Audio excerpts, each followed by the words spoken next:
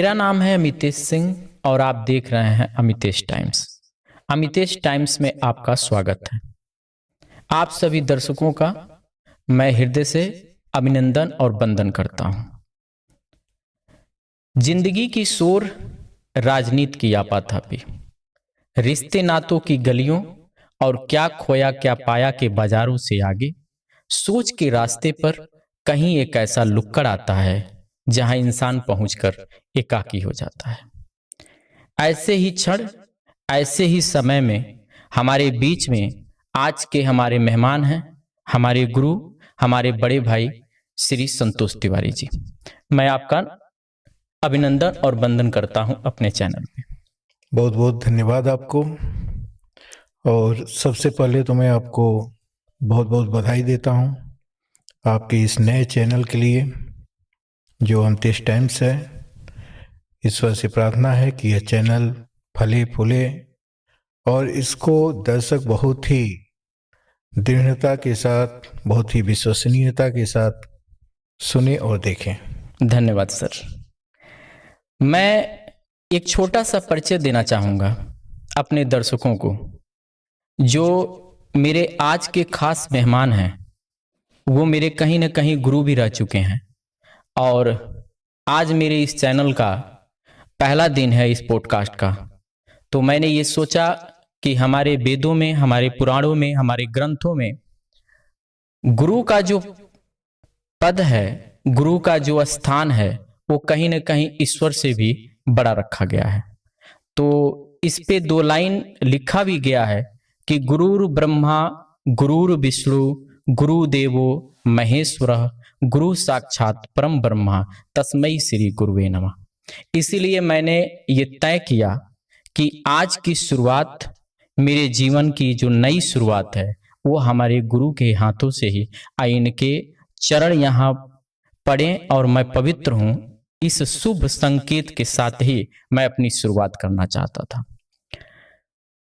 जैसा कि मैं जानता हूं 2001 से लेकर 2005 तक श्री गांधी किसान इंटरमीडिएट कॉलेज खड्डा में आप वित्त विहीन वर्ग प्रवक्ता के रूप में, अंग्रेजी प्रवक्ता के रूप में आपने योगदान दिया। 2006 से लेकर 2023 तक गांधी इंटरमीडिएट कॉलेज खड्डा में वित्त विहीन वर्ग प्रवक्ता के रूप में आपने एक सफल शिक्षक के रूप में हमेशा हमारे बीच में रहे। ये सिलसिला यहीं थमता नहीं है, ये सिलसिला आगे बढ़ता है और 15 नवंबर 2023 से अब तक आप बिहार में विद्यालय अध्यापक पद पर बिहार लोक सेवा आयोग बीपीएससी टीआरई 1 के एग्जाम क्वालिफाई कर आप इस समय योगदान दे रहे हैं। सिलसिला अभी भी चलता है और एक सफल शिक्षक होने के नाते आपने अपने इस योगदान को यहीं तक सीमित नहीं रखा, बल्कि शिक्षा से हट के भी आपने राजनीति में भी एक सफल योगदान और एक जनप्रतिनिधि के रूप में लगभग 15 वर्षों तक आप अपने नेहरू नगर वार्ड नंबर 11 नगर पंचायत खड्डा जनपद कुशीनगर उत्तर प्रदेश के लिए आप अपने वार्ड में एक सफल सभासद के रूप में 15 वर्षों तक आप योगदान देते रहे और सेवा करने का अवसर आपको वहां की जनता ने 15 वर्षों तक दिया, जिसमें 2006 से लेके 2012 के बीच में आपकी माताजी सभासद चुनी गई आपके वार्ड से और उनके प्रतिनिधि के रूप में आप 5 वर्षों तक वहां की जनता का सेवा करते रहे। 2012 में आप स्वयं चुनाव लड़े और आपको जनता ने 5 वर्षों तक एक बार और सेवा का मौका दिया। यह सेवा रुकता नहीं है, लेकिन आप युवाओं को मौका देने के लिए अपने पद को स्वयं छोड़ने का निर्णय लिया 2017 में। और 2017 में आप चुनाव नहीं लड़े, सो कि आपका वार्ड जो था वो उस समय सामान्य था और आप चुनाव लड़ सकते थे, लेकिन आपने चुनाव नहीं लड़ने का निर्णय लिया। लेकिन शासन अभी भी आपको छोड़ती नहीं है और 2017 से लेके 2023 तक मनोनीत सभासद के रूप में शासन द्वारा आपको चुनकर फिर से योगदान देने का मौका एक बार 5 वर्षों तक फिर से पुनः दिया गया। यहां पर भी राजनीतिक गलियारे की बात अगर किया जाए तो राजनीतिक गलियारों से उठकर भी एक ऐसा योगदान आपको इस समाज के लिए हमेशा याद किया जाएगा जो आपने दिया, वो है पत्रकारिता का योगदान। 2000 से लेके 2023 तक, जहां तक मैं जानता हूं कि 2023 तक, इसमें 2 वर्ष शायद गैप रहा है आपका, तो लगभग 21 वर्षों का योगदान पत्रकारिता के रूप में, निज प्रतिनिधि के रूप में आप 21 वर्षों तक इस एरिया के लिए एक चुनौतीपूर्ण, एक साहसपूर्ण पत्रकारिता के रूप में आपने 21 वर्षों का योगदान दिया इस समाज के लिए। और इतने सारे अनुभवों को प्राप्त करने के बाद एक सरल स्वभाव जो आपके अंदर विद्यमान है, जो मैं देखता हूं, ये हमारे लिए कहीं ना कहीं प्रेरणादायक होगा। तो इसी सिलसिले में मैं पहला प्रश्न आपसे जो करना चाहता हूं वो ये है कि प्रश्नों का सिलसिला तो लंबा चलेगा, लेकिन मैं शिक्षा से जुड़े कुछ प्रश्नों को पहले आपसे करना चाहूंगा, फिर हम राजनीतिक क्षेत्र की भी बात करेंगे, उसके बाद हम पत्रकारिता के क्षेत्र में भी बात करेंगे।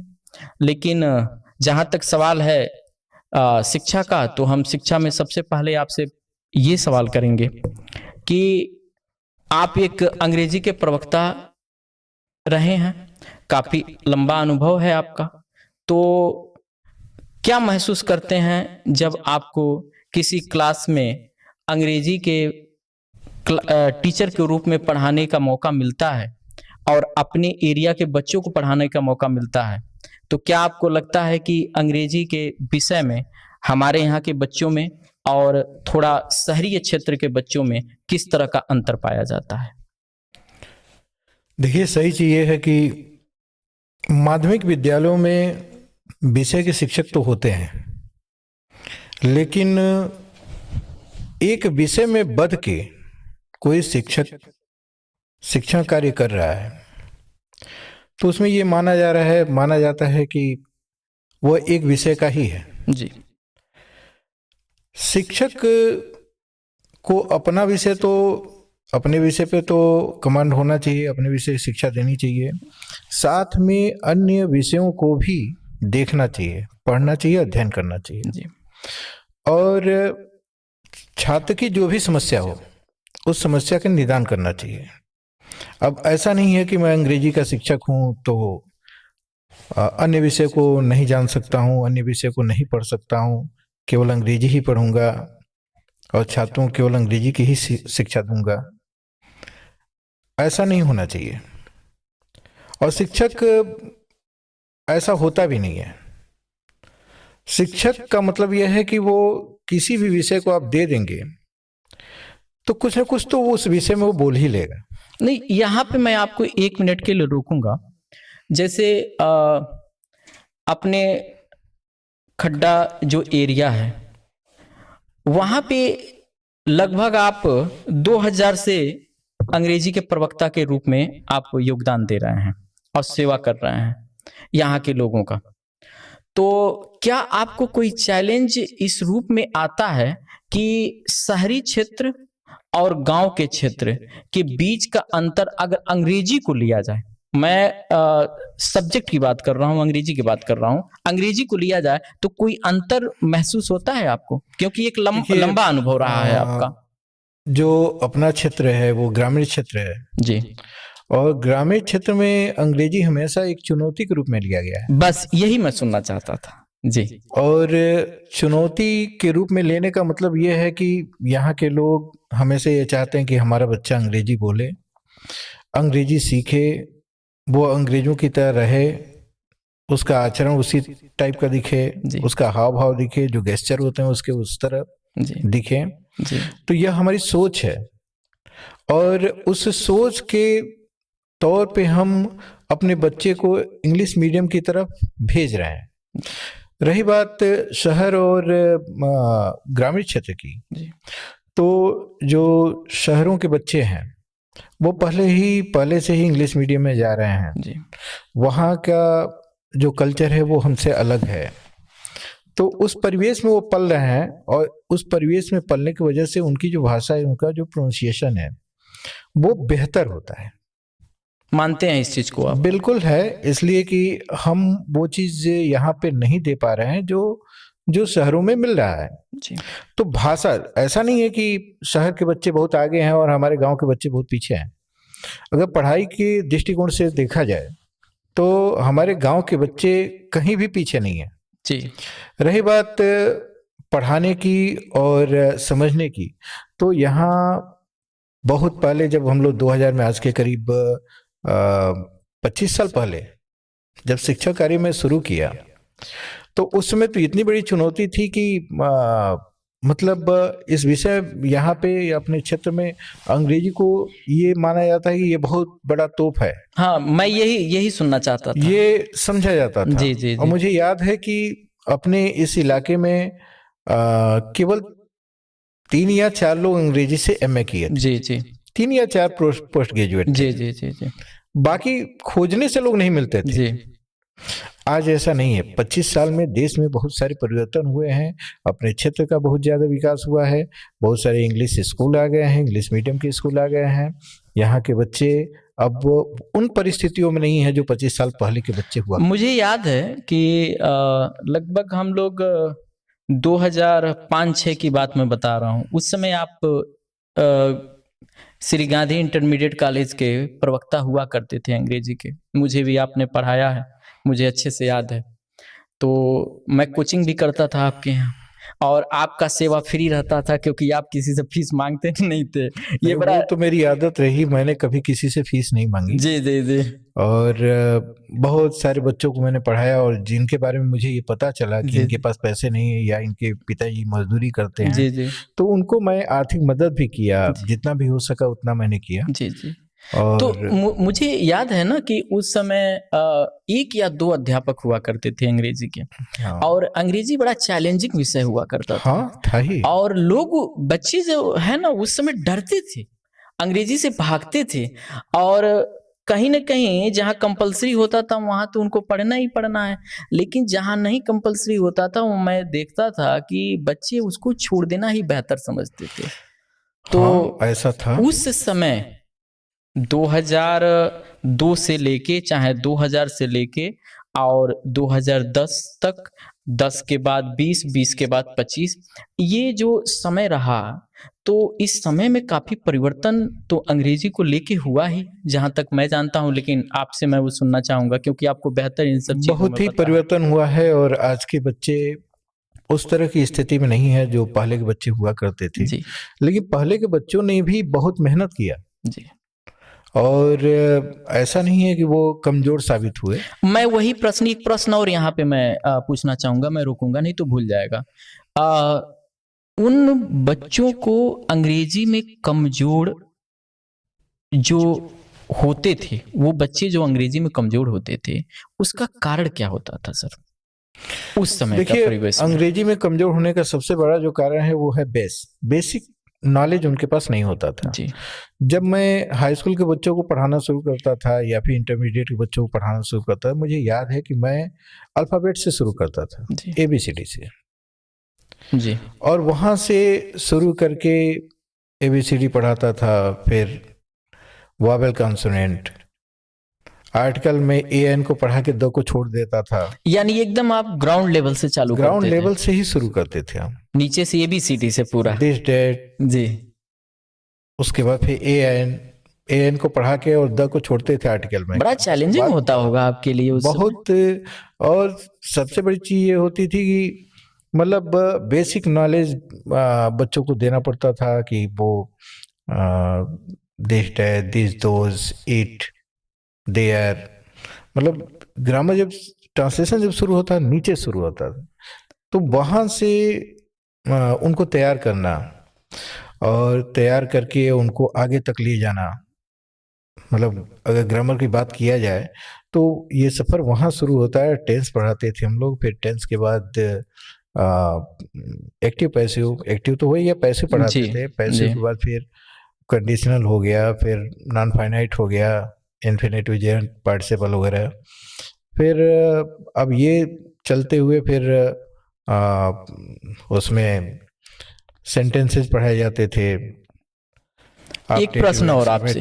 जी जी नरेशन, जी जी उसमें सिंथेसिस, एनालिसिस, जी जी ट्रांसफॉर्मेशन, बहुत ही ये सब जो है। चैलेंजिंग, आज के परिवेश के हाँ हिसाब से बहुत ही चैलेंजिंग। हाँ हाँ। एक चैलेंज और आपसे पूछूंगा, आप यूपी के भी अध्यापक, यूपी के कुछ एक मिनट विद्यालयों हम में। यहाँ रोकना चाहेंगे 2 मिनट जी के लिए जी कि ये सारे चैलेंज जी रहे, लेकिन इन्हीं चैलेंजों के बीच, इन चैलेंजेस के बीच एक दौर वो भी आया जो हमारे जीवन का, मैं ये मानता हूँ कि अध्यापक के रूप में मेरा जो वो समय था उसे मैं हमेशा याद करता हूँ। मैं ये मानता हूँ कि वह समय मेरे जीवन का सबसे अच्छा समय रहा, जब मैं स्ट्रगलिंग टीचर हुआ करता था, पूरी तरह से संघर्ष कर रहा था, आर्थिक तंगी थी, और उस स्थिति में मैं बच्चों को पढ़ाता था। मेरे पास मैं कोचिंग पढ़ाता था, उसमें 2002 का मामला है जी और मेरे पास एक बैच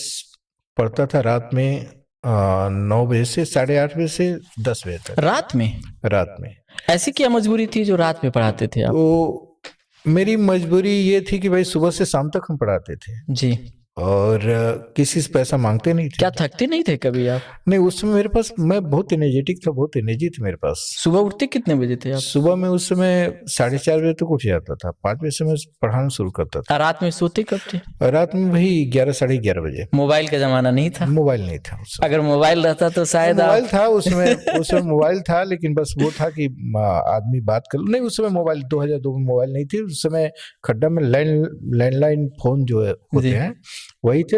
मोबाइल तो खड्डा में 2004 में आई। जी जी उसके जी। पहले मोबाइल नहीं, मेरा प्रश्न ये है कि मोबाइल रहता तो शायद आप 10-11 बजे नहीं सो सकते थे और ये वो तो 1:30 सही है। 8 बजे नहीं उठ सकते लेकिन थे आप। उस विषय को हम बता रहे हैं कि जी। एक बैच मेरे पास पढ़ता था, उसमें कुल बच्चे 10 थे। जी 10 बच्चों में कुछ बच्चे ऐसे थे जिनकी हैंड राइटिंग बड़ी अच्छी थी। ओके। 10 बच्चे एक जैसा लिखते थे, हैंड राइटिंग सबकी बड़ी अच्छी और बहुत पढ़ने में अच्छे थे सब। जी मेरे मन में ये बार बार होता था कि इनमें से कोई ना कोई बच्चा मेरिट लिस्ट में जरूर आएगा। और हुआ ये कि उन बच्चों की प्रतिभा, उनके लगन, उनकी तैयारी को देखते हुए मेरे मन में भी आया। मैं पढ़ा तो रहा था उन सबों को इंग्लिश, लेकिन मैंने इंग्लिश को बंद करके आपको बताऊं कि मैं फिजिक्स पढ़ा। अच्छा, उनके लिए केवल? उनके लिए मैं फिजिक्स पढ़ा। कारण क्या था? मुझे ये लगता था कि अगर मैं इनके साथ मेहनत करूंगा तो इनमें से 1-2 बच्चे मेरिट लिस्ट में आ जाएंगे। अच्छा, यूपी बोर्ड में। जी जी, उनकी तो लगन देख के आपने... हाँ, तो मैं रात को पढ़ता था, फिर सुबह उनको पढ़ाता था। फिजिक्स का? मैं फिजिक्स पढ़ा, मैं केमिस्ट्री पढ़ा, मैं बायोलॉजी पढ़ा, सिर्फ उनके लिए? सिर्फ उनके लिए पढ़ा। जी। और उसका परिणाम आया, उसमें 10 के बैच में केवल एक लड़का ऐसा था जो सेकेंड में पास हुआ। अच्छा। और मुझे याद है कि उस समय रिजल्ट जो है वो अखबारों में आते थे। हाँ जी जी, सही कहा आपने। ट्रेन 3 बजे आई, जी, मुझे पता था कि आज रिजल्ट आने वाला है। रेलवे स्टेशन पे अखबार आता था। हाँ लोग वहां जाते थे, 10 रुपये लगते थे उसमें, 5-10 रुपये लगते थे रिजल्ट देखने के लिए कि कौन सा डिवीजन पास हुआ है। तो लगभग 3:30 बजे मेरे फोन पे रिंग बजा। मैं लेटा हुआ था चौकी पे, फोन में रिसीव किया, उधर से आवाज आई, भैया मैं मेरिट लिस्ट में 11वें पोजीशन पे हूँ। ये मेरिट लिस्ट पूरे यूपी का था? पूरे यूपी का था। पूरे यूपी में 11वां स्थान? पूरे यूपी में 11वां स्थान। ये तो बहुत बड़ी उपलब्धि है, वो भी आपका हाँ, शिष्य, मेरा पढ़ाया हुआ, और मैंने उसके लिए मेहनत किया था। और मुझे लग रहा था, मतलब उसमें एक लड़का और भी था जो लड़का मेरिट लिस्ट में आया था, रमेश चंद्र सिंह। ओके। प्रेजेंट वो IAS है। अच्छा। मुझे बड़ा गर्व होता है कि मैंने पढ़ाया। ये लड़का था कहाँ का? मदनपुर का, अच्छा, और अपने ही बेल्ट के। अपने ही बिल्ड का। तो रमेश चंद्र सिंह का फोन आया और रमेश चंद्र सिंह ने हमको बताया कि भैया मेरिट लिस्ट में मैं आया हूँ, 11वां पोजीशन है। यह बात जब मेरे कानों में पड़ी तो फोन का रिसीवर मेरे हाथ से छूट गया और मैं उछल गया, उछल के और कूद गया। आपको मुझे लगा कि मैं मेरिट लिस्ट में आ गया, क्योंकि आपको बताऊं कि मैं अपनी पूरी लाइफ में कभी फर्स्ट डिवीजन पास नहीं हुआ। जी जी। आप फर्स्ट डिवीजन नहीं पास हुए? कभी कभी मैं न तो मैं high school first division pass किया, 57% पे टिक गया। ये ईमानदारी है जो आप हमारे दर्शकों बिल्कुल के बिल्कुल, सामने कह रहे हैं। ये 93 में 1993 में जी। जब कल्याण सिंह जी 92 में थे और लोग एक्सेप्ट नहीं करते हैं, और और आप 93 में कैमरे के सामने बिल्कुल एक्सेप्ट कर बिल्कुल रहे हैं। बिल्कुल 93 में मैं हाई स्कूल पास किया जी 57%, 95 में इंटरमीडिएट पास किया, वहां भी 56 57 पे रह गया। जी। ग्रेजुएशन किया, वो भी सेकंड रहा। मतलब कभी मैं लास्ट में ये सोचा कि बीएड करूंगा तो फर्स्ट डिवीजन पास कर लूंगा, लेकिन बीएड भी प्रैक्टिकल में तो मैं फर्स्ट डिवीजन पाया, जी। लेकिन थ्योरी में मैं उसमें भी सेकंड डिवीजन ही मेरा रहा, और उसमें भी 58% ही रहा, 60 नहीं हो पाया। यानी प्रथम श्रेणी उत्तीर्ण करने का कभी अनुभव नहीं, अभी कभी मैं प्राप्त नहीं कभी हुआ नहीं आपको? पास हुआ। और जब मेरा पढ़ाया हुआ छात्र मेरिट लिस्ट में आया तो उस दिन मुझे लगा कि मैं मेरिट लिस्ट में आ गया। ये बड़ी बात मेरे है। जीवन की सबसे बड़ी उपलब्धि वही रही। ये बड़ी बात है। अभी तक की जो मैं अपनी उपलब्धियों के बारे में सोचता हूँ जी तो शिक्षा के क्षेत्र में मेरा वो बड़ा उपलब्धि रहा, क्योंकि अभी मैं शुरू किया था और शुरू करते ही मुझे यह उपलब्धि मिली कि मैं मेहनत किया, मैं बच्चों के लिए खुद पढ़ा, उनको पढ़ाया, और वो मेरिट में आए। तो ये मेरे जीवन का जो है। सर, एक प्रश्न और बनता है यहाँ पे, जैसे आप जवाब दे रहे हैं तो प्रश्न वहीं से निकल रहे हैं। एक प्रश्न ये बनता है कि जब आप लोग शुरुआती दिनों में अपने शिक्षण कार्य को जब शुरू किए, तो मैं जहां तक देख रहा हूं उस समय पैसे को उतनी तवज्जो नहीं दी जाती थी। देखिए, मैं लेकिन अपनी लाइफ में आज- कभी पैसे को महत्व दिया भी नहीं। जी सर, और आज मैं जब देखता हूँ शहरों में जब जाता हूँ तो कोचिंग सेंटर ऐसे खुले देखिए, हैं। अब पूरी तरह से शिक्षा का व्यवसायीकरण हो गया। जी, मैं यही जानना चाहता था और सर। आज कोई भी अगर शिक्षण कार्य में जुटा हुआ है जी, तो बहुत कम ऐसे लोग मिलेंगे। ऐसा हम तो नहीं कह रहे हैं क्या गरीब पढ़ सकते हैं इस तरह से, ये कंडीशन अगर रहा तो? देखिए, जो पढ़ने वाला है वो कभी पढ़ लेगा। जी पढ़ाई के लिए मेरे हिसाब से मेरा मानना है कि पढ़ाई के लिए पैसा बहुत महत्व नहीं रखेगा। नहीं, महत्व तो है जी। बहुत महत्व नहीं है। लगन होनी चाहिए, इच्छा होनी चाहिए, दृढ़ इच्छा शक्ति होनी चाहिए। जी। अगर ये आपके पास है तो आपकी पढ़ाई रुकेगी नहीं। जी बस जुनून होना चाहिए। अगर आपके पास जुनून है तो दुनिया की किसी भी चीज को आप हासिल कर सकते हैं। दुनिया में कोई ऐसी चीज नहीं है जिसको आप हासिल ना कर लें। तो जब जुनून रहेगा तो पैसा बहुत बाधक साबित नहीं होगा। जी जी। पैसे का महत्व तो है, लेकिन बहुत ज्यादा वो कुछ न कुछ ऐसा कर लेगा। थोड़ा और जब अच्छी सोच आपके पास होगी, अच्छी नीयत रहेगी, तो ईश्वर भी आपकी मदद करेंगे, कोई ना कोई मिल जाएगा। एक प्रश्न और आपसे, आप उत्तर प्रदेश गवर्नमेंट के लिए भी अपनी सेवा दिए हैं एक शिक्षक के रूप में, और आप वर्तमान में इस समय बिहार सरकार में या बिहार राज्य में भी एक शिक्षक के तौर पर सेवा दे रहे हैं। प्रश्न ये है कि आप यहाँ एक लंबे समय तक आपने बच्चों को पढ़ाया है और बच्चों को देखा है हर तरीके से, और बिहार में भी आप वही कर रहे हैं।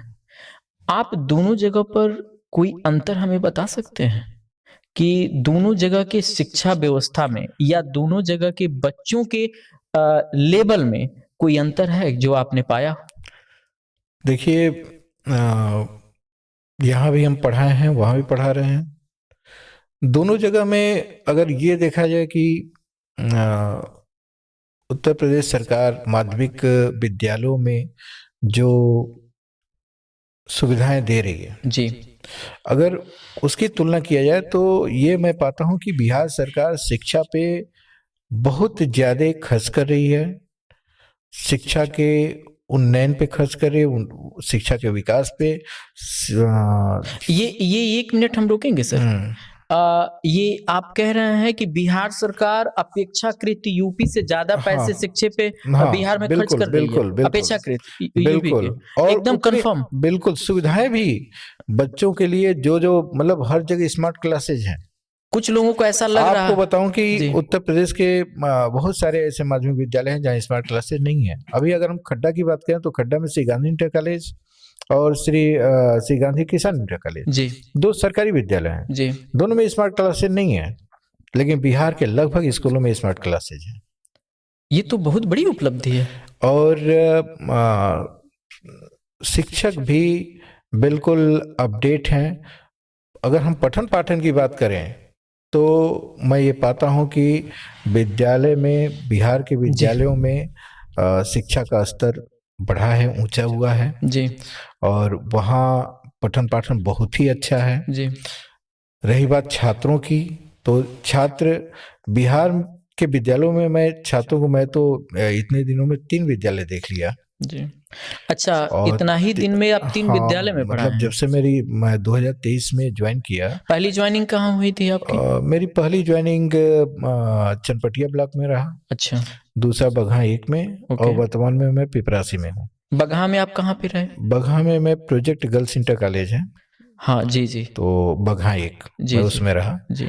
वर्तमान में मैं पिपरासी ब्लॉक में हूँ। प्रोजेक्ट गर्ल्स स्कूल, इसका अर्थ क्या है?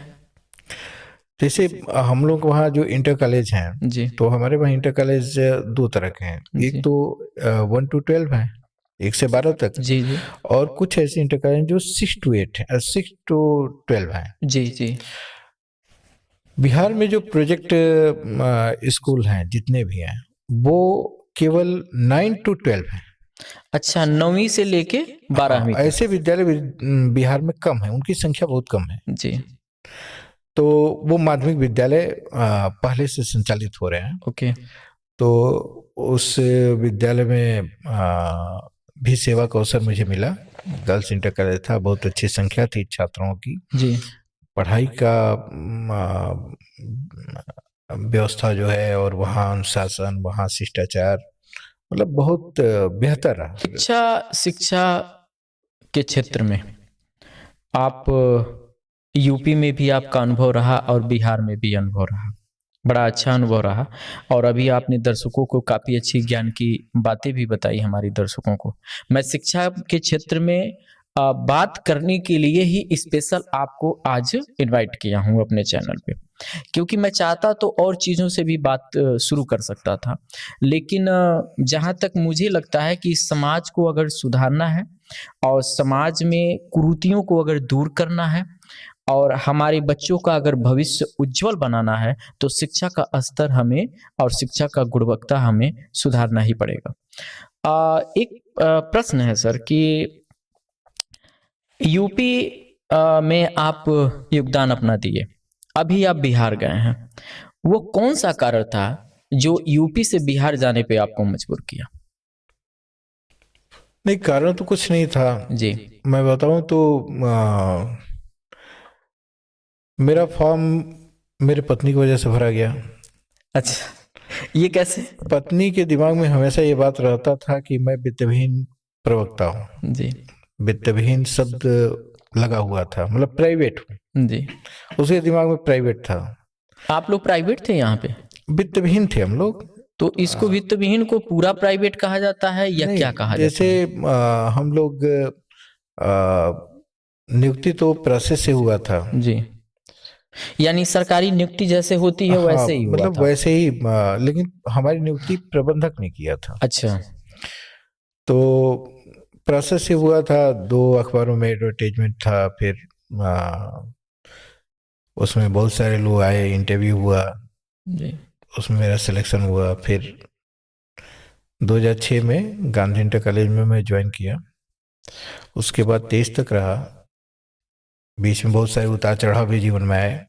फिर सैलरी कम थी, फिर धीरे धीरे सैलरी बढ़ते बढ़ते 2018 में 36,000 पे पहुंची।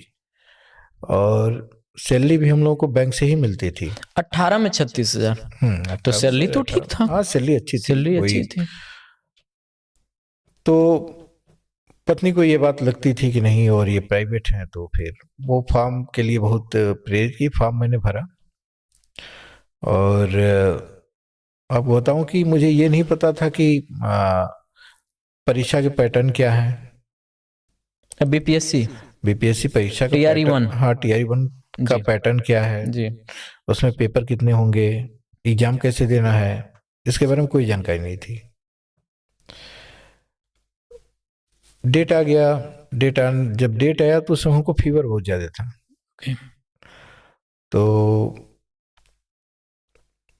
पत्नी चाह रही थी कि मैं एग्जाम देने जाऊं, मेरी स्थिति ऐसी नहीं थी कि मैं दूं। फिर ये हुआ कि कैंसिल।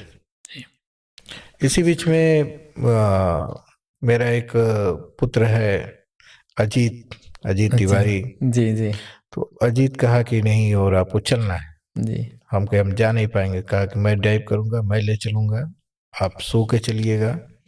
हम कहे हमको दिक्कत होगी। कहा कोई दिक्कत नहीं होगी, आपके रहने की व्यवस्था, खाने की व्यवस्था सब कुछ है, आप चलिए। और ये सेंटर कहाँ पड़ा था आपका? सेंटर हमारा पटना था।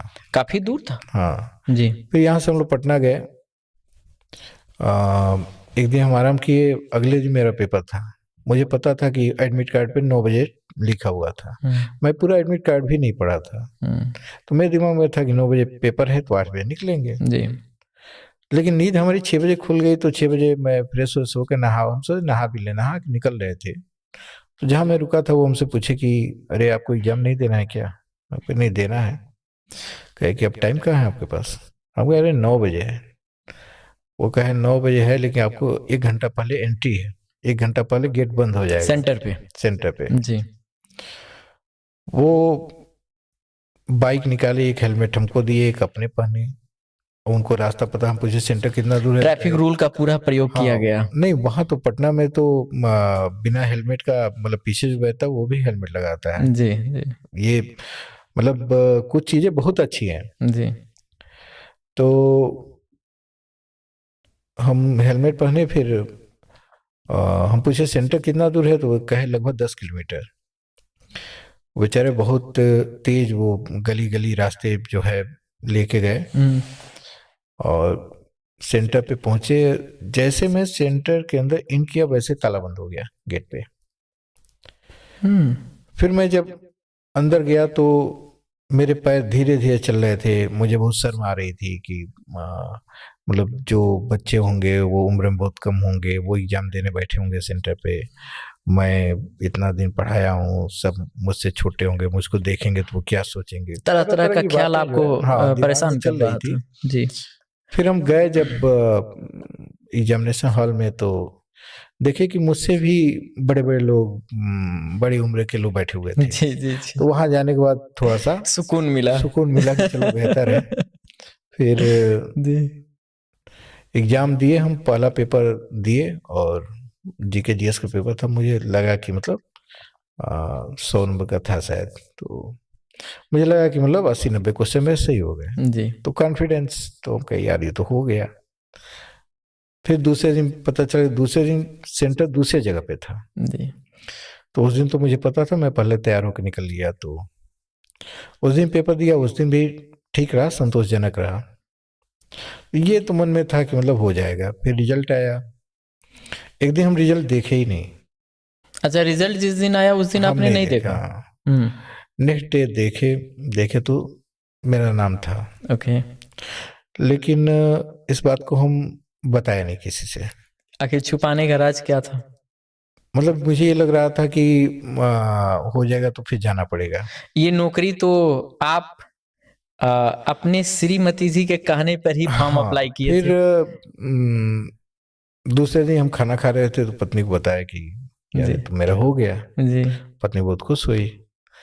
उसके बाद फिर काउंसलिंग वगैरह का डेट आया। वो अपॉइंटमेंट लेटर वो मिला, उसको लिए। फिर ट्रेनिंग, फिर जैसे हम ज्वाइन किए 15 दिन बाद ही मेरा ट्रेनिंग में मुझे बीपार्ड भेज दिया गया। बीपार्ड क्या होता है? बीपार्ड एक संस्था है वहाँ की जी। जो ट्रेनिंग कराती है। ओके। तो वहाँ ट्रेनिंग किए हम, 15 दिन रहे वहाँ। शुरू के दौर में तो बहुत दिक्कत महसूस हुई, लेकिन बाद में अच्छा लगने लगा और बहुत कुछ मुझे सीखने को मिला वहाँ। जी। बहुत कुछ मैं सीखा। ट्रेनिंग तो शायद इसीलिए कराया जाता है कि नई नई चीजें सीखने को मिले।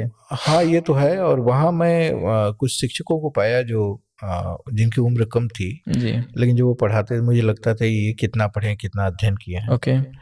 तो ये चीज़ बड़ा अच्छा अनुभव रहा और बहुत अच्छा, मतलब वो जो समय था वो हमको लगता है कुल मिला के आपने एंजॉय अच्छा किया और कुछ हासिल भी मैंने किया। वहाँ सीखा। जी, सीखा भी और एंजॉय भी किया। एंजॉय तो नहीं हम कहेंगे, एंजॉय तो लास्ट में थोड़ा सा अच्छा लगने लगा। जी जी। लेकिन सीखने को बहुत कुछ मिला। ओके।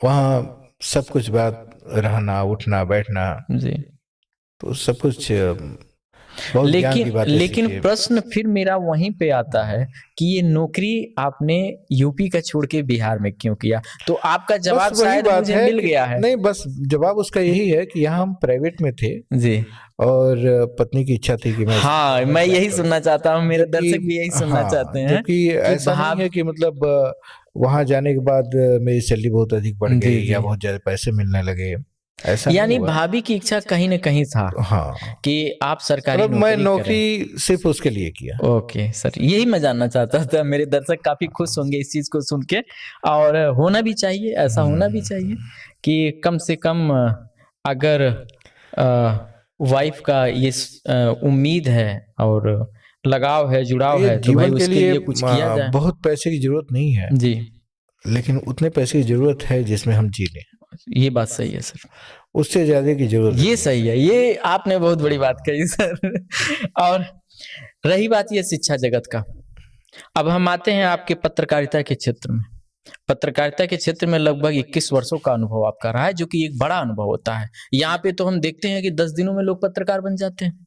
लेकिन मेरा पहला प्रश्न यही होगा पत्रकारिता के क्षेत्र में कि इस समय जो इलेक्ट्रॉनिक मीडिया है और जो सोशल मीडिया प्लेटफॉर्म है, इस समय यूट्यूब है या कई तरह के प्लेटफॉर्म इस समय चल रहे हैं, आप लोगों का पत्रकारिता था, तो आपको लग रहा है क्या कि सोशल मीडिया का ज़्यादा जागरूक होना या सोशल मीडिया का चारों तरफ पांव फैलना या इस समय इलेक्ट्रॉनिक मीडिया का इस समय रूपरेखा या कार्य क्षेत्र का विस्तार होना पत्रकारिता पे हावी हुआ है?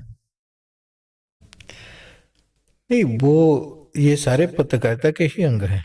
अच्छा जी, चाहे वो इलेक्ट्रॉनिक मीडिया हो जी, या फिर इंटरनेट मीडिया हो, जी, अंग तो सब उसी के हैं। जी जी। हाँ, एक चीज है कि पत्रकारिता में बहुत सारे ऐसे यूट्यूबर हैं, बहुत सारे ऐसे पत्रकार हैं जिनको पता ही नहीं है कि पत्रकारिता का मतलब क्या है। वो सिर्फ उनके हाथ में एक मोबाइल आ गया जी, कहीं भी पहुंच जाएंगे और कुछ भी शूट करना शुरू कर देंगे। बहुत सारी ऐसी खबरें होती हैं जो दुष्कर्म से संबंधित होती हैं। ओके। बहुत सारे ऐसे यूट्यूबर हैं जो जाते हैं और जो पीड़िता है उससे पूछना शुरू करते हैं और फिर उसको वो दिखा भी देते हैं ये कौन है। तो इस पर विराम लगना चाहिए। दूसरी चीज की खबरें जो हो निगेटिव कम हो, क्योंकि निगेटिव खबरें जो है आपने एक बात कही, समाज में वो अपना निगेटिव असर छोड़ती है, नकारात्मक असर छोड़ती है। जी जी। जैसे मान लीजिए कि ठीक है कहीं दुष्कर्म हुआ तो दुष्कर्म हुआ, ठीक है, ये समाज के लिए तो कहीं से भी उचित नहीं है जी। और तो दुष्कर्म को दिखाया कैसे जाएगा सर? जैसे दिखाया नहीं जाए, मैं उसी यूट्यूबर की बात कर रहा हूँ कि बहुत सारे ऐसे यूट्यूबर हैं जो पीड़िता को दिखा देते हैं या पीड़िता के माता पिता को दिखा देते हैं उनके माता पिता को भी दिखा देंगे। जी जी उनसे पूछेंगे कि हाँ बताइए आपके बेटी के साथ क्या हुआ। जी। ऐसा नहीं होना चाहिए। ये गंभीर विषय है। हाँ, इसको किस तरह से दिखाया जा सकता है? इसको जैसे आपको दिखाना है तो आ, कुछ भी अगर है तो उसको ब्लंट कर दीजिए, फेस को ओके। मत दिखाइए, जी आवाज सुनाइए, ओके। आप चेहरा मत दिखाइए। जी दूसरी चीज यह है कि कभी भी उनका पहचान नहीं बताना चाहिए, ओके। वो किस गांव के हैं, किस शहर के हैं, ये पत्रकारिता का अंग किस हो थाना सकता क्षेत्र के हैं। है। जी मतलब प्रयास ये होना चाहिए कि हम थाना क्षेत्र भी न बताएं, जी। लेकिन लोग पूरा कुंडली खोल के रख देते हैं। पत्रकारिता बदला है पहले से आज में? पत्रकारिता देखिए, मैं बताया ना कि पत्रकारिता का जो मतलब समझ आया है जी वो कहीं से बदला नहीं है। जी हाँ, एक चीज है, जैसे समाचार पत्रों को अगर हम देखें, प्रिंट मीडिया को देखें, जी। तो एक चीज देखने को मिलता है कि जब हम लोग मैं 2000 में पत्रकारिता शुरू किया जी था और उस समय हमारे गुरुजी थे स्वर्गीय बैद्यनाथ लाल श्रीवास्तव जी, जी। दैनिक जागरण के पत्रकार वही हुआ करते थे उस समय। कहाँ, यहाँ के? हाँ, खड्डा के। वो प्रधानाचार्य भी रहे श्री गांधी इंटर कॉलेज के। अच्छा। तो वो स्वास्थ्य उनका कुछ ठीक नहीं चल रहा था, जी तो उन्होंने हमसे कहा कि कुछ खबरें हो तो तुम लिख के भेजा करो। तो उसमें खबरें जाती थी गोरखपुर, ओके। यहाँ से खबर लिखी जाती थी और फिर ट्रेन से लेके कोई जाता था, फिर ले आके वहाँ दैनिक जागरण कार्यालय में देता था। वहाँ एक बॉक्स था, उस बॉक्स में डाल दिया जाता था, फिर वो खबरें छपती थी। तो क्या वो सेम डे में वो खबर छप जाती थी? क्योंकि यहाँ से गोरखपुर की दूरी लगभग 100 किलोमीटर है। नहीं, सेम डे में तो नहीं छपती थी जी कभी नेक्स्ट डे, कभी सेम डे, कभी नेक्स्ट डे, कभी 2 दिन 3 दिन बाद जी छपती थी। जी। फिर बाद में यहाँ भी कार्यालय खुल गया। नहीं, फिर मेरा एक सवाल पत्रकारिता के को लेके फिर से और इलेक्ट्रॉनिक मीडिया को लेके सर, मैं उसी बात को बता रहा हूँ कि तो उसमें जो अखबारों की भाषा थी जी, वो उसमें साहित्यिक शब्दों का प्रयोग ज्यादा होता था। अब क्या है कि अब आंचलिक भाषा का प्रयोग ज्यादा होता है। मतलब अखबारों का सोच ये है कि हमारे पाठक हमारी भाषा को समझ सके, साधारण भाषा कह सकते हैं। हाँ, तो जो हाँ, एकदम साधारण, एकदम साधारण, मतलब अखबारों को आप पढ़ेंगे तो आराम से उसको समझ सकते हैं। जी। यानी पहले के अखबार पढ़ने में थोड़ी कठिनाई होती थी। हाँ, पहले या हर आदमी उसको पढ़ नहीं सकता कुछ था। वर्ड्स ऐसे होते थे जिनको देखना पड़ता था शब्दकोश में भी। अच्छा, कि इसका अर्थ क्या है? इसका अर्थ क्या है। ओके। बाकी आमजन के लिए तो आज भी एडिटोरियल पढ़ेंगे तो उसमें अच्छे वर्ड्स मिलेंगे, ओके साहित्यिक शब्दों का प्रयोग होता है। जी लेकिन जो समाचार हैं जी उनको आप पढ़ेंगे तो उनकी जो भाषा होगी वो आपका आंचलिक होगी, और हर जगह का भाषा आपको देखने को मिलेगा। एक प्रश्न और सर। जिस एडिशन का होगा उस एडिशन का। जी जी, एक प्रश्न और सर। क्या पत्रकार बनने के लिए कोई डिग्री की आवश्यकता अनिवार्य है? देखिए, पत्रकारिता के क्षेत्र में अगर आप हैं तो डिग्री आवश्यक है। अनिवार्य के बात मैंने किया नहीं, अनिवार्य तो आजकल तो आप देख ही रहे हैं क्या स्थिति है जी। लेकिन अगर आप पढ़ रहे हैं, पत्रकारिता को की डिग्री ले रहे हैं, आप उसका अध्ययन कर रहे हैं, तो आपको ये बताने की जरूरत नहीं है आप कैसे आपको खबर को लिखना है, कैसे खबर को चलाना है, कैसे खबर को बोलना है। ये सब कुछ आपको सीखने को वहां मिलता है। यानी आपका कहने का मतलब ये है कि उसकी गुणवत्ता झलक सकती है। जैसे अगर मेरे पिताजी कहते थे जी कि तुम टीचर तभी बनोगे जब तुम बीएड करोगे। ओके। अगर तुमको माध्यमिक स्कूलों में पढ़ाना है जी माध्यमिक इंटर कॉलेज में पढ़ाना है या कहीं भी, तो पूर्ण शिक्षक तुम तभी बनोगे जब तुम बीएड करोगे। यह बात मेरे समझ में नहीं आती थी। मैं सिंपल एम में था, मैं पढ़ाता था, मुझे लगता था मैं बड़ा अच्छा पढ़ा लेता हूँ, फिर बीएड की क्या जरूरत है।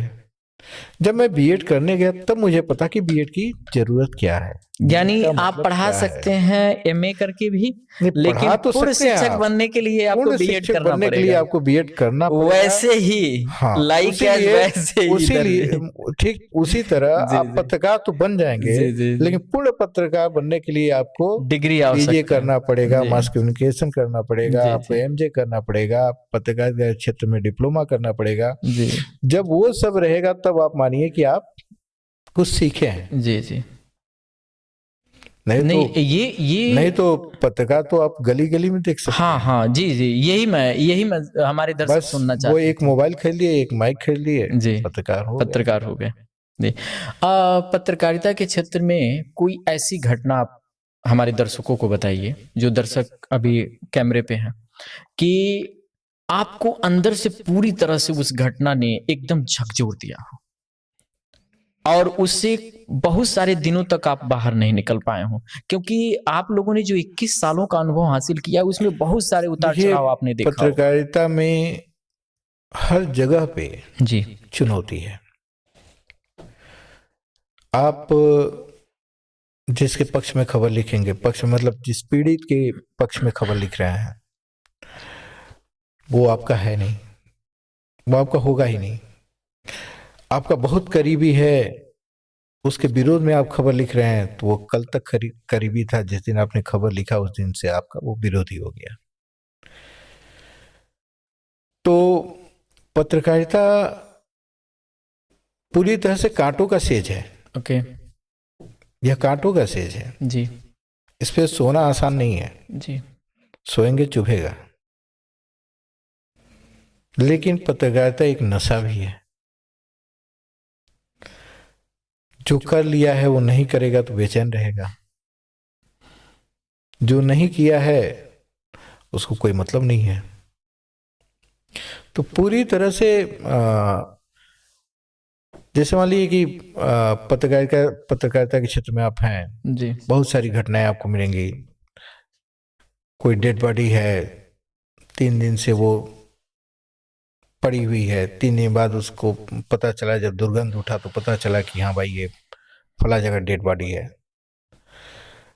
पुलिस पहुंचे उसके पहले पत्रकार पहुंच जाते हैं, अभी भी ऐसा होता है। अगर जानकारी होगी तो पहुंच जाएंगे। जी पहुंचने के बाद वहाँ वहाँ हम लोग तराशते हैं कि मतलब कोई ऐसी चीज मिले, ये हत्या है, आत्महत्या है, क्या है। पुलिस अपना काम करती है, पत्रकार अपना काम करता है। जी मतलब पुलिस को तो सैलरी मिल रही है, पुलिस अपना काम कर रहा है, पत्रकार निस्वार्थ उस खबर के पीछे पड़ा हुआ है कि इस खबर की सच्चाई क्या है। बहुत सारी ऐसी घटनाएं होती हैं कि पुलिस को भी रास्ता पत्रकार दिखाता है, वो सुराग बताता है अपने खबरों के माध्यम से, ये दर्शक हमारे जो सुन रहे हैं और कैमरे उस पे, पे ये बड़ी पुलिस बात है सर। अन्वेषण करती है, जी जी उस पे खोजती है जी। और पुलिस को सफलता मिलता है। यानी कि पत्रकारिता से पुलिस को भी सहयोग कहीं ना कहीं मिल रहा है। बिल्कुल बिल्कुल मिलता है। जी और पत्रकार जो है, जैसे बहुत ऐसी जगह होती है, जैसे मान लीजिए कि एक्सीडेंटल जो केस होते हैं, हाँ, वही मैं पूछा हूँ कि कोई जैसे मान ऐसी लीजिए घटना। कि ट्रेन से जो लोग कटते हैं, जी बड़ा विभत्स होता है हम्म। वो डेड बॉडी अगर एक बार पहली बार कोई सामान्य व्यक्ति देख ले तो वो कई दिन तक खाना नहीं खा पाएगा। तो आप पहली बार जब डेड बॉडी देखे तो आपने बताया जैसे कि आप खाना नहीं खा पाए थे उस दिन। हाँ, ऐसा क्या उस डेड बॉडी में था, या केवल मतलब बहुत बुरी तरह से हाथ कहीं और पैर कहीं और, जहाँ एक्सीडेंट हुआ था वहां से करीब 20 मीटर आगे हाथ, पैर भी उतना, बाकी जो है सिर कहीं और। ये किस चीज से बॉडी के इतने टुकड़े हुए थे? ट्रेन से, अच्छा, ट्रेन से जो होते हैं जी accident। जी जी। तो उसके बाद तो मतलब इतना हम देखे कि अब तो मतलब हैबिचुअल है, मतलब अब अगर असर नहीं पड़ता है। कोई असर नहीं पड़ता है, डेड बॉडी हम देखेंगे तुरंत कुछ भी हम खा लेंगे, जबकि पहले ऐसा नहीं था। एक बार एक डेड बॉडी देखे थे, उसमें इतना मतलब दुर्गंध हो गया वो, 3 दिन वो पानी में रहा। हम्म। तो उस समय जैसे उसके दुर्गंध से हमको ये घटना दिक्कत कहाँ हो की गई है? थी। ये पनिहुआ जो रेलवे स्टेशन है। जी घटना लगभग हमको लग रहा है कि 2006-07 की है। जी। ट्रेन में उसमें लूटपाट होती थी। हम्म तो बिहार का एक व्यक्ति था, शायद रुदल नाम था उसका। हम्म। शिनाख्त रुदल के नाम से हुआ था उसका। हाँ, तो वो जो है वो पनिहुआ में जब ट्रेन रुकती थी हम्म या पनिहुआ पहुंचने वाली रहती थी, तो वो ट्रेन में लूटपाट करते थे। तो वो अपना कुछ किए, तो इधर से जीआरपी और आरपीएफ के जवान थे, वो दौड़े। तो पुलिस के जवान को देख के वो भगा। बरसात का मौसम था। रुदल। हाँ, तो वो जो है रेलवे स्टेशन से उत्तर पूरा पानी लगा हुआ था, और उसको पता नहीं चला, जलकुंभी वगैरह था, वो भगा और जाकर उस पानी में।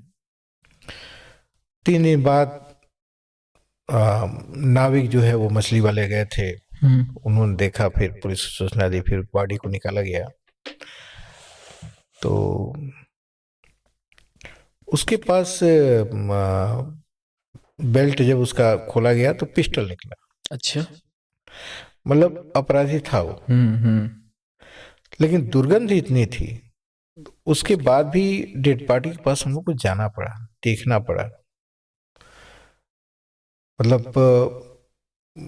ये बड़ा उसको सहन चैलेंजिंग करना। हुआ करता होगा आप हाँ, लोगों के लिए, बहुत चैलेंजिंग। बहुत। एक बार जो है एक डेड बॉडी मिला नहर में, पानी तो कम था, लेकिन तो डेड बॉडी तक जाना, उसको देखना, उसको बढ़िया से देखना।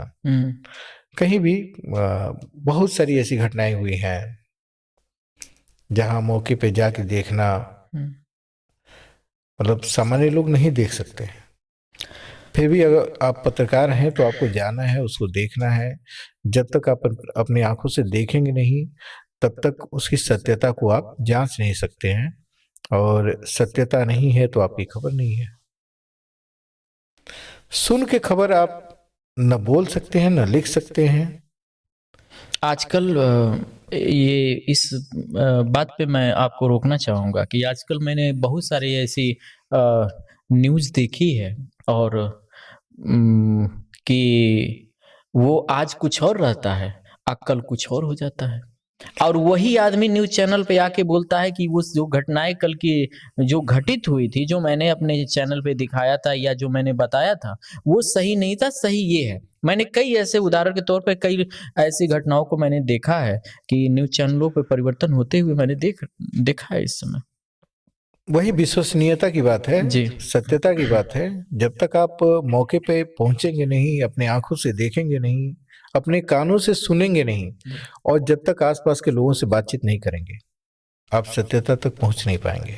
दैनिक जागरण अखबार अपने आप में बहुत बड़ा अखबार है, और उसका 21 वर्षों का अनुभव आपको जो प्राप्त हुआ है, उससे हमें बहुत कुछ सीखने को मिल रहा है। 2023 तक तो जी जागरण में मैंने काम किया, जी जी जी जी तो जी और काफी सक्रिय रहा। जी। सर, एक प्रश्न ये है आपसे कि क्या इलेक्ट्रॉनिक मीडिया के ज़माने में ये जो आप लोगों की पत्रकारिता है या थी, जो भी है, तो क्या उस पे कोई असर? नहीं, देखिए, आज भी जो लोग अखबार पढ़ने वाले हैं, जी वो चाहे जितना न्यूज़ देख लें, जी जब तक वो अखबार नहीं पढ़ेंगे तब तक उनको संतुष्टि नहीं जी। मिलेगी। पहली चीज। दूसरी चीज की अखबार आपको विस्तृत खबर देता है। ओके। वो विस्तृत देता है, केवल आपको घटना सुनाएगा नहीं, दिखाएगा नहीं। जी जब अखबार आप पढ़ते हैं तो घटना आपकी आंखों के सामने रहता है। वो पढ़ने के बाद आपको लगेगा कि बिल्कुल आपकी आंखों के सामने पूरी घटना घटित हो रही है। उस तरह से वर्णन किया रहता है उसमें। हाँ, जी उसमें सत्यता होगी, विश्वसनीयता होगी। जी तो प्रिंट मीडिया का अपना एक महत्व है, जी। और वो हमेशा रहेगा, वो कभी समाप्त नहीं होने वाला है। क्या इलेक्ट्रॉनिक मीडिया जो इस समय समाज में एक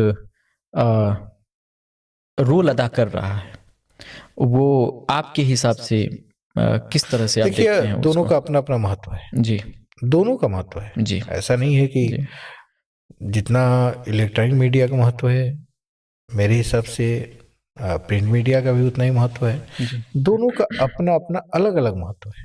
जी। फिर सरकार इनके लिए कोई अस्थायी व्यवस्था क्यों नहीं कर रही है उस पे मैं क्या इलेक्ट्रॉनिक मीडिया का?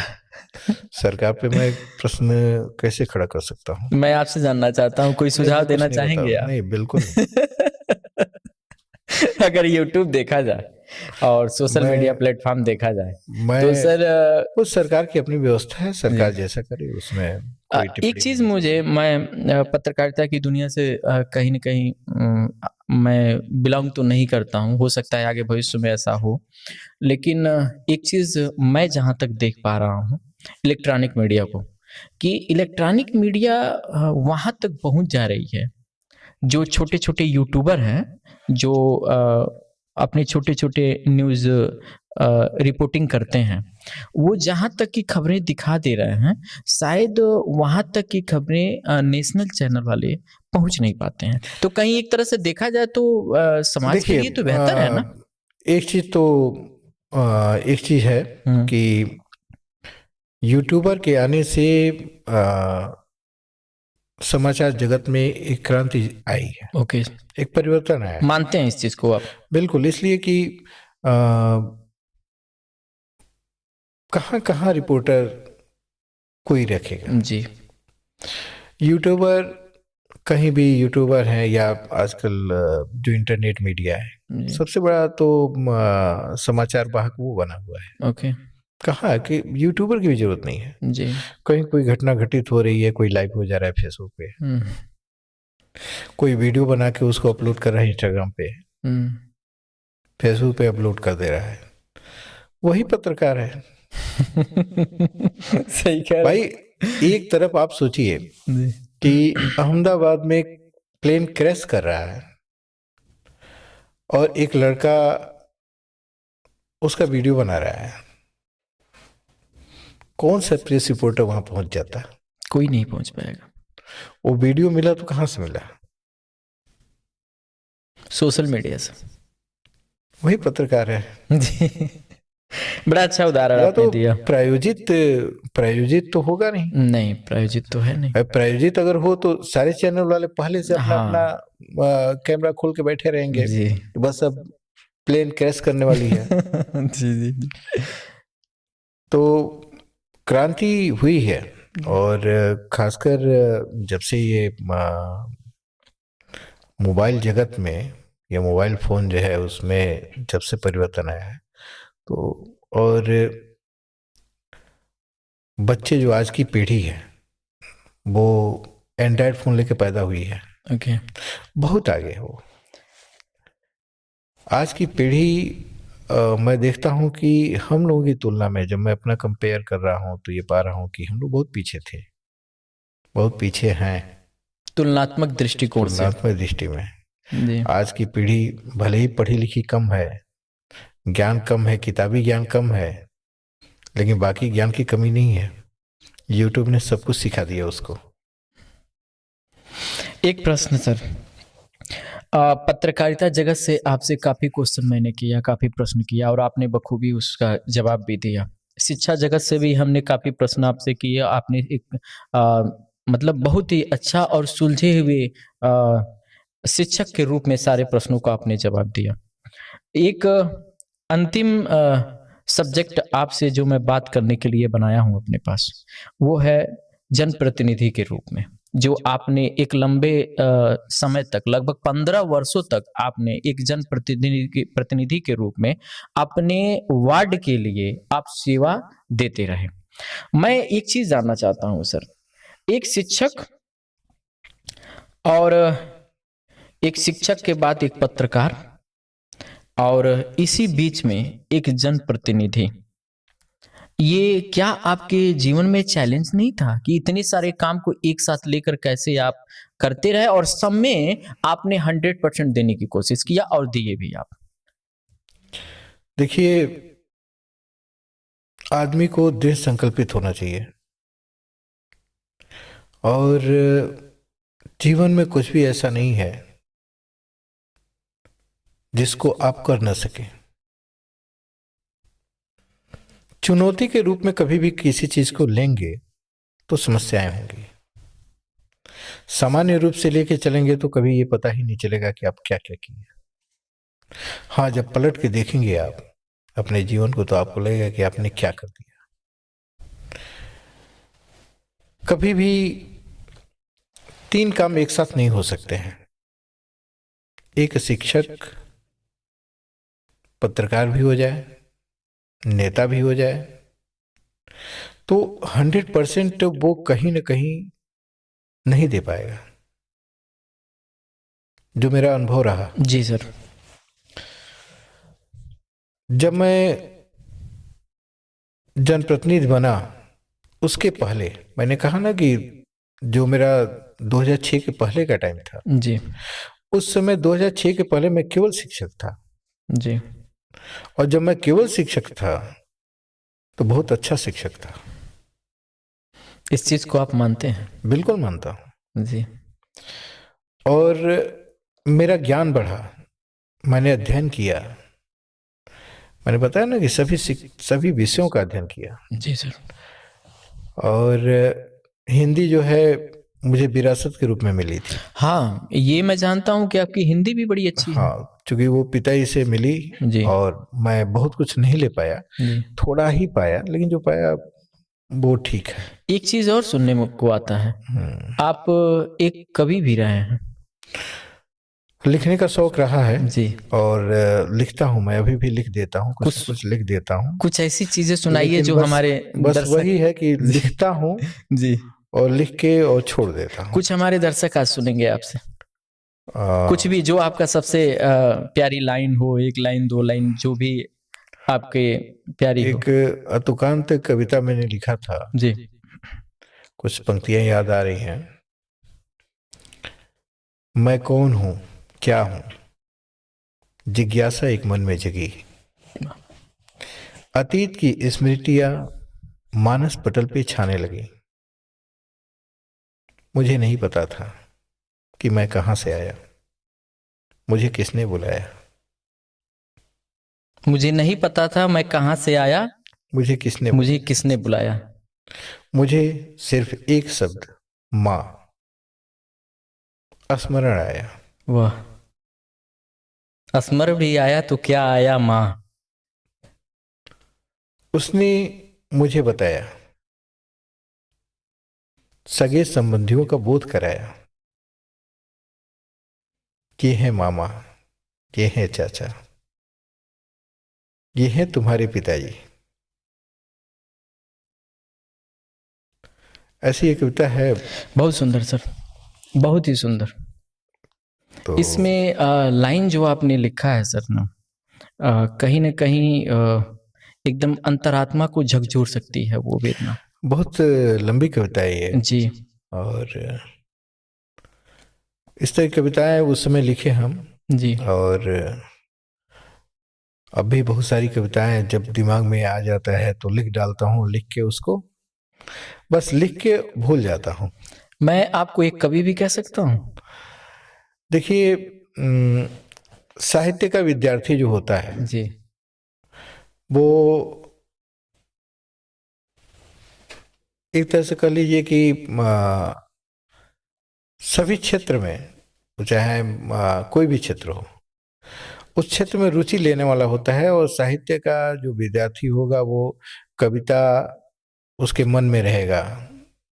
यानी कि हम कह सकते हैं कि आप एक शिक्षक भी हैं, एक जनप्रतिनिधि भी रह चुके हैं, एक पत्रकार भी रह चुके हैं, और आप एक अच्छे कवि भी रह चुके हैं, और हिंदी के अच्छे कविता जो है वो हृदय से निकलती है जी, और मस्तिष्क में पहुंचती है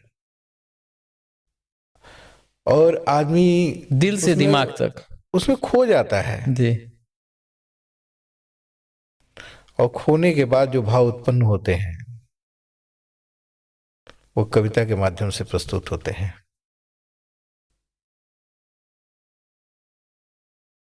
यही कविता है। बड़ी बड़ी आज का इंटरव्यू जो मैं आपका ले रहा हूँ सर, तो मैं अपने आप को धन्य मानता हूँ कि मैंने अपनी शुरुआत, अपने पॉडकास्ट की शुरुआत आप जैसे महान विभूति, मैं कह सकता हूँ ये मैं अपने हृदय से, जैसे अभी आपने कहा ना कि हृदय से कविता निकलती है दिमाग तक जाती है, तो ये मेरी आवाज़ जो है हृदय से निकल रही है कि एक महान व्यक्तित्व का यहाँ पर मैं इंटरव्यू ले रहा हूँ।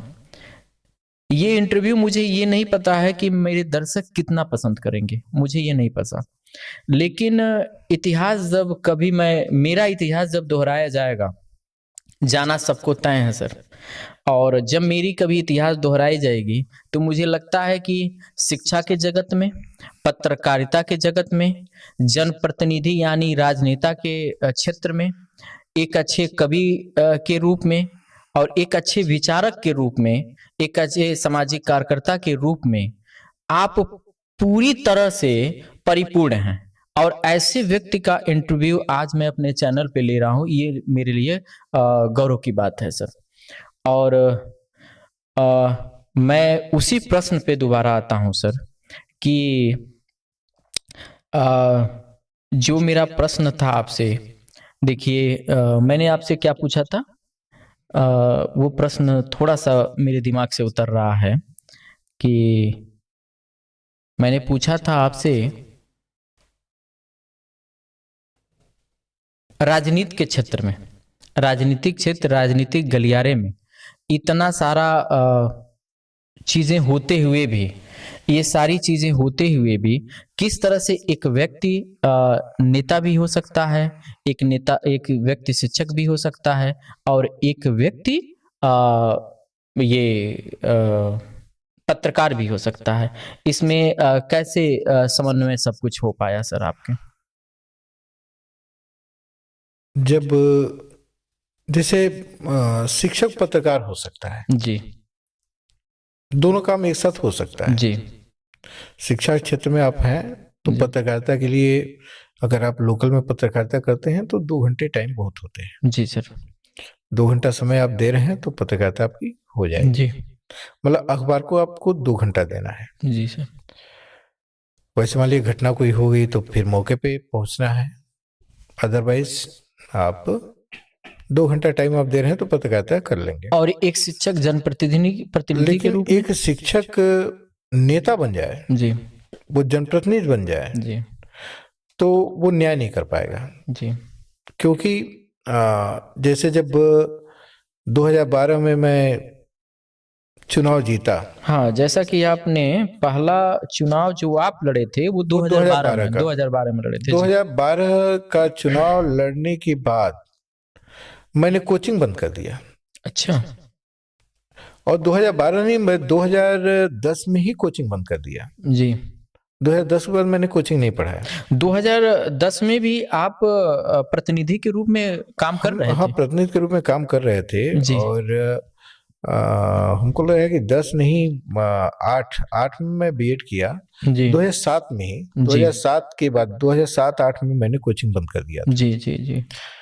तो कारण उसका ये था कि मैं बच्चों को पढ़ा रहा हूं, तब तक 4 लोग आके बाहर खड़े हैं। वहां 2 समस्या है, 4 जो खड़े हैं वो सिर पे बोझ हैं, जी, बच्चे जो बैठे हैं वो हमारी जिम्मेदारी हैं, जी, वो देश के भविष्य हैं। अब अगर वो खड़े ही रह गए तो मुझे उठ के जाना पड़ता था, और 5 मिनट के लिए मैं जाता था, लेकिन 5 मिनट मुझे लगता था कि मैं कौन सा गलत काम करने जा रहा हूं। मतलब बच्चों के साथ अन्याय, ये आपको खुद में लगता था? मुझे खुद लगता था। और बच्चों के साथ अगर हम गलत कर रहे हैं तो हम देश के साथ गलत कर रहे हैं, ये सोच मुझे रोकी कहीं नहीं।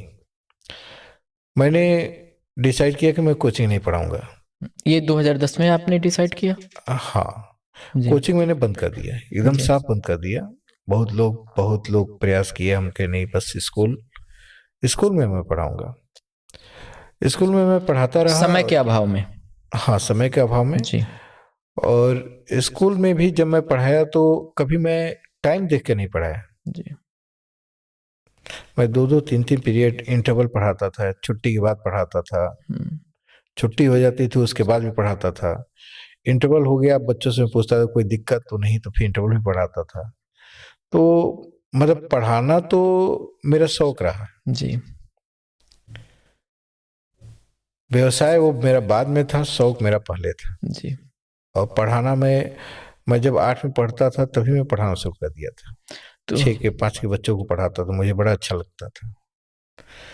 तो एक प्रश्न और सर, जनप्रतिनिधि के रूप में 15 वर्षों तो का आपने योगदान दिया है। देखिए, नगर नगर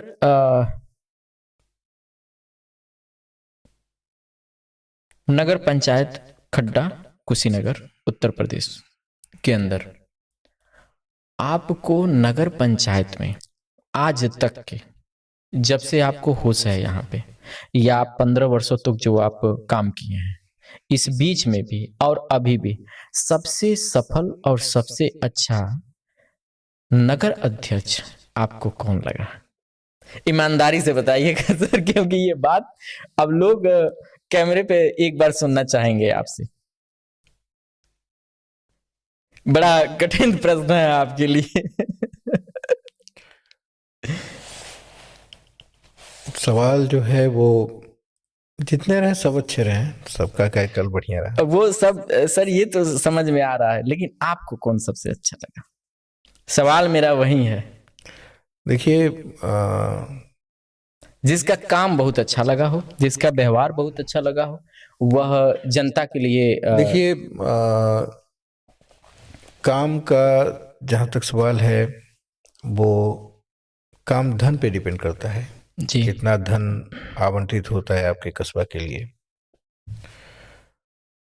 तो उस पे बहुत कुछ हम नहीं कहेंगे। लेकिन नहीं कहेंगे तभी दिक्कत है। लेकिन ये है कि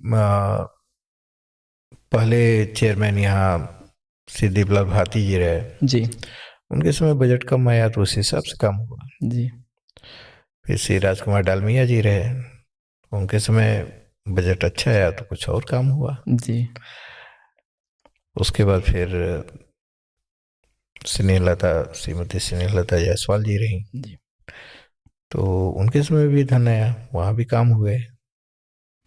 उसके बाद डॉक्टर नीलेश मिश्रा जी रहे, उनके समय भी काम हुआ। उसके बाद श्रीमती सादा तुलसियान जी रही, उनके समय भी काम हुआ। उनके समय में जो काम हुआ वो देखने लायक हुआ। अच्छा, देखने लायक मतलब मानते हैं आप इस चीज को? हाँ, जैसे काम सभी करेंगे, लेकिन काम के साथ कुछ रचनात्मक कार्य हो, जी कुछ देखने वाला। जैसे ठीक है, हमारा शहर छोटा है, हमारा कस्बा छोटा है, छोटा कस्बा होने के बाद भी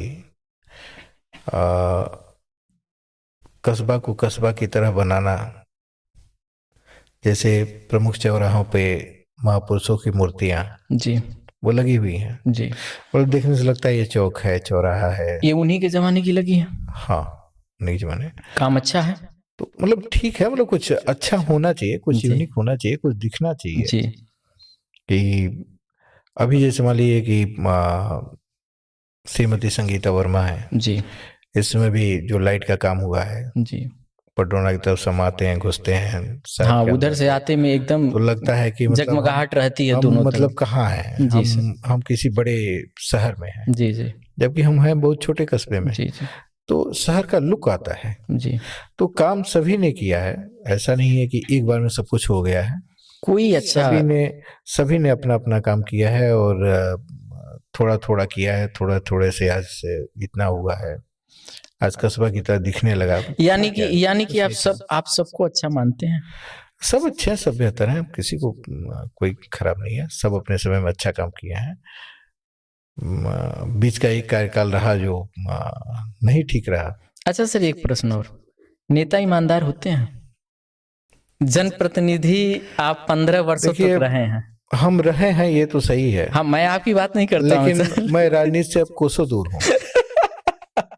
मेरा प्रश्न ये है सर, मैं राजनीति में न हूँ, न राजनीति के बारे में सोचा हूँ। जी सर, न उस पे मैं टीका टिप्पणी करना असल बात है सर, इस प्रश्न को ना बड़ा गौर से जनता जरूर सुनेगी। नहीं तो कि मैं उस क्या पे कुछ नहीं बोल पाऊंगा। वर्तमान में मैं शिक्षक हूँ और जी। मुझसे आप शिक्षा के क्षेत्र में प्रश्न करें तो बेहतर रहेगा। जी जी जी राजनीति से मेरा कोई लेना देना नहीं है, जी कभी था, जी वर्तमान में ऐसा कुछ नहीं है। जी, बहुत अच्छा सर। और मेरा प्रश्न जो अंतिम में यही है सर कि आप शिक्षक रहे, आप एक नेता भी रहे और आप एक पत्रकार रहे। तीनों कामों में सबसे अच्छा काम क्या लगा आपको? शिक्षा से बढ़िया कोई काम नहीं है। इस चीज को बच्चों के बीच में रहना, जी उनकी बातों को, मैं बताऊं कि एक शिक्षक जीवन भर सीखता है जी और मैं अभी भी सीखता हूं। सीखने का अवसर मिलता है, जी, खोजने का अवसर मिलता है। एक शिक्षक के रूप में। हाँ, एक शिक्षक हमेशा कुछ खोजता है, पढ़ता है, अध्ययन करता है, कुछ सीखता है, वो जीवन पर्यंत सीखता रहेगा। जी, यानी कि आप तीनों में सबसे मतलब मैं बहुत भाग्यशाली हूँ जी कि मेरा व्यवसाय शिक्षण कार्य है, शिक्षक हूँ मैं। जी, बहुत अच्छा लगा सर आपसे मिलके। एक मैसेज मैं देना चाहूँगा जी सर। कि आज की पीढ़ी को जी और सभी युवाओं को, जी सभी बच्चों को, कि दुनिया में भगवान का दर्शन सीधे अगर कहा जाए कि किसी ने किया, वर्तमान समय में कोई किया है, कोई कर रहा है, तो शायद नहीं।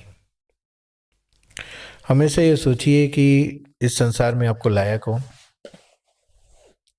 जो लाया है, जो आपको बनाया है, वही आपका भगवान है।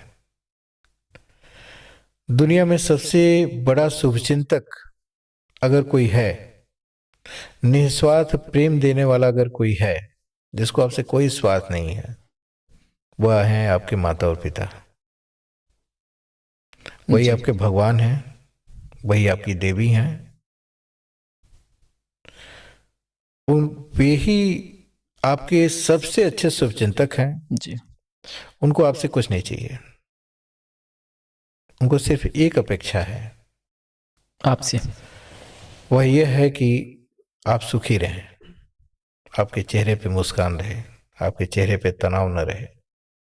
उनको बाकी आपसे कुछ नहीं चाहिए। दुनिया का हर माँ बाप यही चाहता है सर। बेटा हो या बेटी हो, वो दोनों के चेहरे पे मुस्कान देखना चाहता है। उससे ना बेटा और बेटी से पैसे की अपेक्षा है, न यह अपेक्षा है कि वो उनको बहुत ज़्यादा सुख दे रहे हैं कि नहीं दे रहे हैं। सुख और दुख की भी उनको कोई चिंता नहीं है। बस उनको सिर्फ एक चीज़ चाहिए कि उनके संतान के चेहरे पे दुख का भाव ना हो, दुख की रेखा ना हो। इसलिए वो सबसे बड़े शुभचिंतक हैं। जी बाकी दुनिया में जितने लोग हैं सब स्वार्थी हैं। अब यह कहना बहुत नहीं सर, आप बोल सकते हैं सर। बहुत उचित नहीं लग रहा है, जी, लेकिन मुझे ये लगता है कि सभी स्वार्थी हैं। कटु सत्य है सर। सब एक दूसरे से स्वार्थ के नाते जुटे हुए हैं। निस्वार्थ प्रेम माता पिता ही देते हैं, वही दे सकते हैं, वही साक्षात भगवान हैं। उनको खुश रखिए। उनको खुश रखने के लिए आपको क्या करना है कि आप सोचिए कि आप क्या करेंगे तो वो खुश हो जाएंगे। तो हमेशा सोचिए कि आप अच्छा करेंगे तो वो खुश होंगे, आप गलत करेंगे तो उनको दुख होगा। आप दुखी होंगे, वो दुखी होंगे। आप खुश रहेंगे, सुखी रहेंगे, वो सुखी रहेंगे। तो आप अपने आप को सुखी बनाइए, ओके सर। छोड़िए उनके बारे में। जी जी वो जी। तो वैसे ही आपके सुख को देख के सुखी हो जाएंगे। अच्छा लगा सर आप हमारे चैनल पे आए। और हमेशा ये सोचिए कि अगर हम उनको सुख नहीं दे सकते हैं तो जी। दुख देने का अधिकार हमको नहीं नहीं है। बहुत बहुत धन्यवाद आपको। आपको भी बहुत बहुत धन्यवाद सर, प्रणाम। और आप हमारे चैनल पे आए, ये मेरी भाग्य है कि आप जैसे लोग आए। और ईश्वर से हम यही प्रार्थना करेंगे कि आप हमेशा खुश रहें, खुशहाल रहें और दुआ करेंगे सिर्फ, क्योंकि मैं आपसे छोटा हूँ और आप हमारे बहुत गुरु हैं बहुत सर। बधाई आपको। जी जी, और आपका यह चैनल निरंतर विकास करे, आपका आशीर्वाद चाहिए सर। उन्नत करे, इसको जी बहुत लोग देखें। जी, पुनः आपको शुभकामना, बधाई। धन्यवाद सर।